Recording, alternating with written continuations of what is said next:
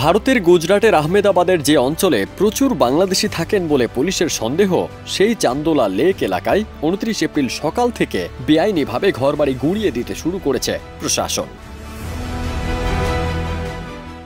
এর আগে ২৬ এপ্রিল ভোর থেকে অবৈধ বাংলাদেশিদের খোঁজে গুজরাট জুড়ে তল্লাশি শুরু হয়েছে। ২৮ এপ্রিল রাত পর্যন্ত ওই অভিযানে প্রায় ৬,৫০০ মানুষকে আটক করেছে পুলিশ।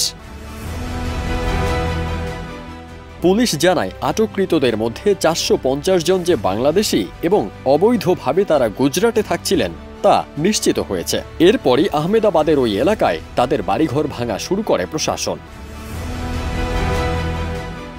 পুলিশের যুগ্ম কমিশনার শরদ সিংহল সংবাদ সংস্থা ANI-কে বলেন, সিয়াসতনগর বাঙ্গাল ভাস নামের একটি এলাকায় অধিকাংশই বাংলাদেশি অনুপ্রবেশকারী। আহমেদাবাদ মিউনিসিপ্যাল কর্পোরেশন এক সমীক্ষায় দেখেছে সেখানে অনেক অবৈধ ঘরবাড়ি তৈরি হয়েছে।